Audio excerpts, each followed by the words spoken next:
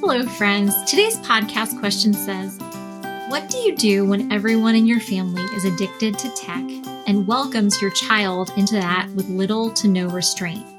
Studies on the effects of screen time do not give halt for them around my child, and my spouse is included in this. This is a really important question for us to think through. And actually, this is just one of many questions of the like that we have received at Foundation Worldview. And so it's the question we're going to dive down deep into today on the Foundation Worldview podcast, where we seek to answer your questions so that you can equip the children that God has placed in your care to carefully evaluate every idea they encounter and understand the truth of the biblical worldview. I'm your host, Elizabeth Urbanowicz, and I'm thrilled that you've joined me for this episode today.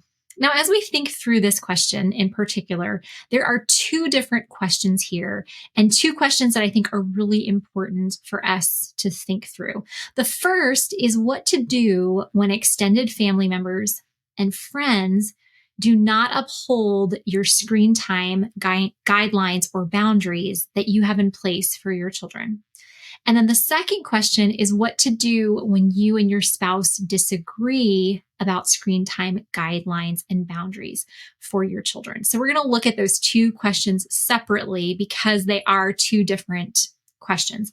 So first, we're going to look at what to do when extended family and friends do not uphold your screen time guidelines for your children. And I think what we need to think through is when is it wise to enforce the standards that you have set? And when is it wise to give some leeway? We have actually had a number of parents write into the Foundation Worldview podcast with this exact question saying, when my children are over my parents' house or over my in-laws' house, or when they're with this person or that person, there's just so much screen time. It doesn't go along with our boundaries. Should we give some leeway? Should we stick to our guns? What should we do? And so I think that a healthy way to think through it is to enforce the standards that you have set during events that happen regularly, and then to offer some leeway in situations that are more rare. So thinking through enforcing standards during events that happen regularly. For example, if your parents come over for dinner 2 nights a week, this would be a regular event.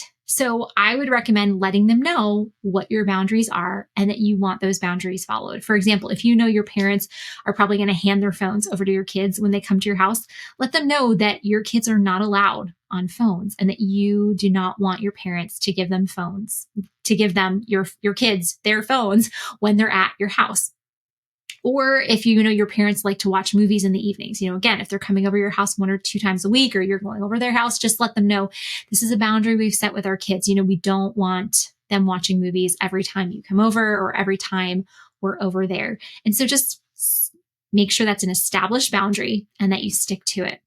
Or if you have, if your children are babysat by your brother or your sister or another extended family member or friend once a week, make sure that before you establish that rhythm of them watching your child, that person, that extended family member or friend, is willing to stick by the tech guidelines that you have before you let them watch your child. Now, again, this is if it's a regular occurrence. If you're in an emergency situation, like let's say, your washer breaks, and your house is flooded and you need someone to watch your kids last minute, so you can get this all cleaned up and you have an extended family member or friend, watch your kids for an hour or two. This is not the time to sit down and be like, and this is my tech guideline and this is a screen time guideline and this is that. It's like, it's an emergency situation.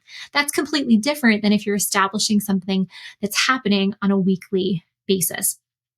I think it's also really important to enforce your standards when you know that there is a potential danger. For example, if you regularly get together with your siblings and you know that your siblings don't have any parental controls on the devices in their house, they let their kids, just surf the web, go on any app whatsoever, there's great danger in letting kids on a device that has no parental controls. Just the things that they're going to encounter and the high chance that they're going to encounter pornography or other inappropriate and vile content, that is dangerous. So I would recommend, in those situations where it's a dangerous situation, stick to your guns, stick to your boundaries. I'm sorry, when we're over your cousin's house, you're not going to be allowed on the tablet, or the computer or the phone or anything like that.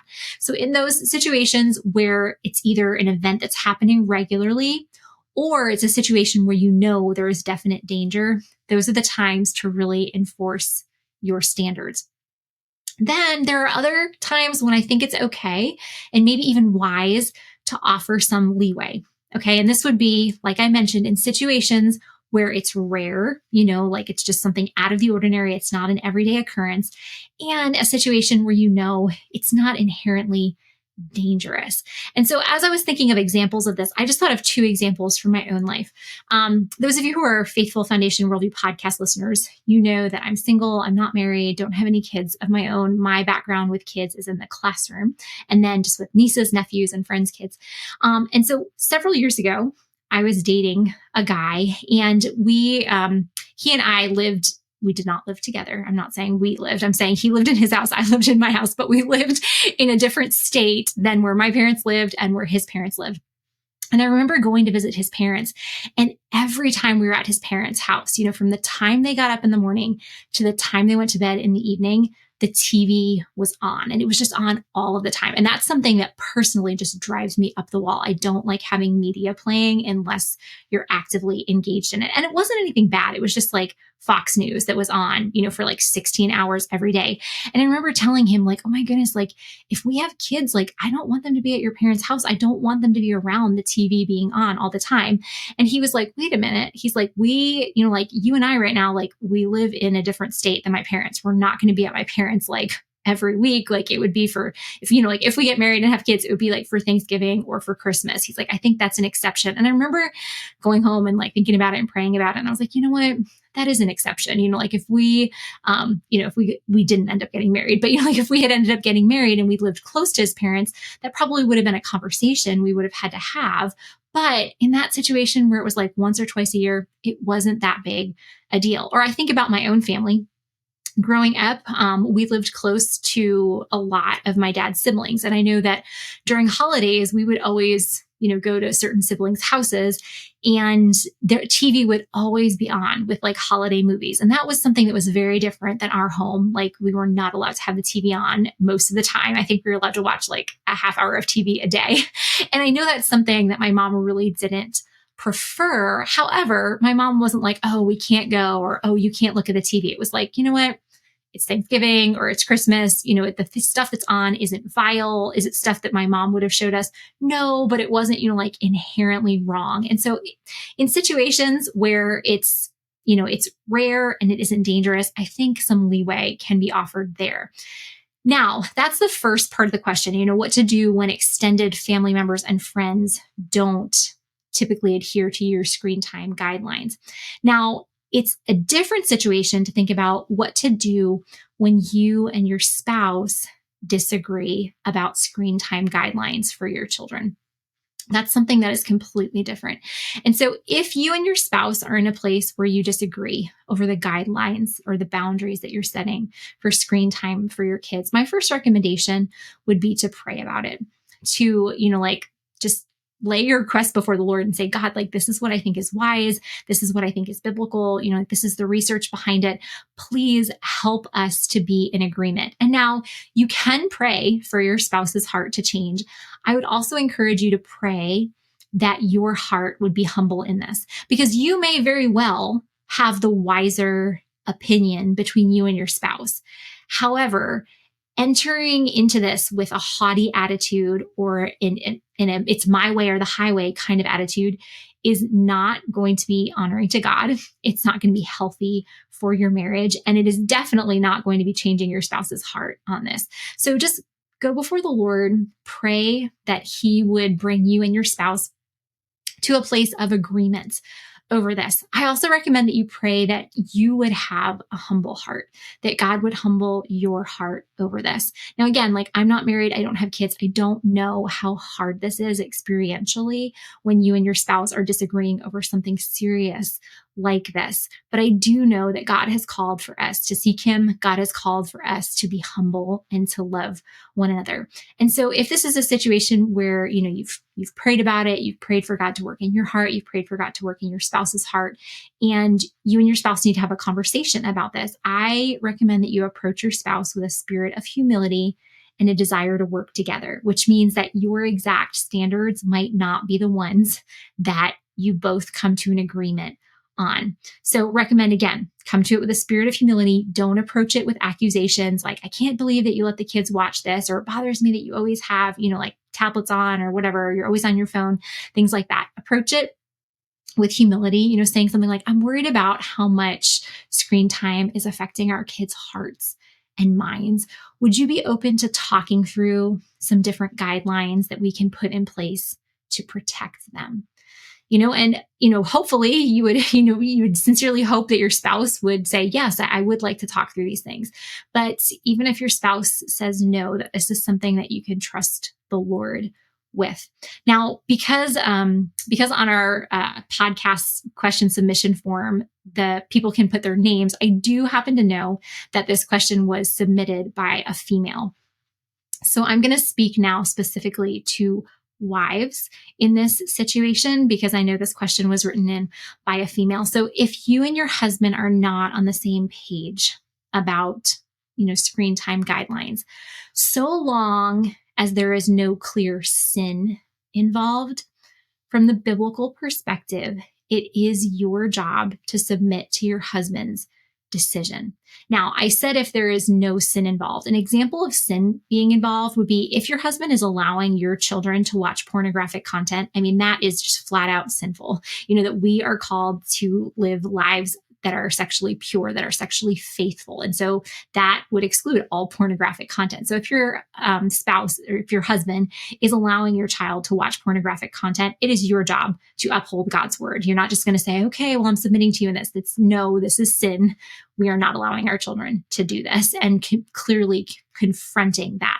However, in most cases, when we're thinking about the amount of screen time that is allowed, it's probably not a direct violation of God's commands. So in those many situations where it's not a direct violation of God's commands, it's your job to submit to what your husband has determined is best for your children and to pray. Now, again, I know that it is very easy for me as a single female to sit here and say, you need to submit to what your husband said. However, even though I do not have personal experience with this is not my opinion. This is coming straight from God's word in Ephesians chapter 5, where God directly instructs wives to submit to their husbands. Again, like I said, this does not involve submission when sin is involved. When sin is involved, you stick firmly to what God has said in his word, and you guide your children in that as well. But in cases when there is not directly sin involved, biblically speaking, it is your job to submit to your husband. Now, I have watched friends do this, and I have seen God honor those decisions. Now, it hasn't always been easy. Have a friend where she and her husband disagreed over the age at which their children should get cell phones. And their daughter was given a cell phone years before the mom wanted her to be given the cell phone. And the mom expressed her concerns to her husband. She let her husband know why she thought this was a bad idea. But in the end, she submitted to what her husband decided. Now, that ended up being a really terrible decision that their daughter got in all kinds of trouble because of that. And all throughout, the mom had just been praying that God would soften her husband's heart, that God, would protect their daughter. And God was gracious in that when their daughter did get in all sorts of trouble, that my friend and her husband were on the same page about what needed to be done, and the husband apologized, said you were right, in what you said about the cell phone, and he took the cell phone away. And then my friend and her husband, were on the same page in what they needed to do to help their daughter get out of all the trouble that she had got herself into. Had another friend where, there was something, and it did involve screens, where she and her husband were just not on the same page, and she kept nagging him about it. And she learned that it wasn't working. And then she read in Ephesians 5 and was convicted that it wasn't her job to nag her husband because there wasn't direct sin involved, so it wasn't her job to keep going to him with this. She just needed to pray for him. And so she just prayed for him consistently that she that she would love him, that she would submit to him, that God would work in his heart, that God would work in her heart. And one day her husband came to her and was like, you know what? I was reading in scripture and I realized that what I'm doing here was not wise. And she told me she almost fell out of her chair, because this is what she had been telling her husband for like over a year. But she went to the Lord with it, and God worked in his heart in a way that she never could. Now, this doesn't happen every time. It's not a guaranteed promise that when we follow the commands of God, that everything is going to turn out fine. But we need to be faithful in obeying what God has commanded each of us to do and trusting him with the results when we move forward in obedience. Well, that's a wrap for this podcast. But if you have a question that you would like for me to answer on a future Foundation Worldview podcast, you can submit that question by going to foundationworldview.com/podcast. As we leave our time together, my prayer for you is that no matter the situation in which you and the children that God has placed in your care find yourselves, that you would trust that God is working all things together for your good by using all things to conform you more into the image of his Son. I'll see you next time.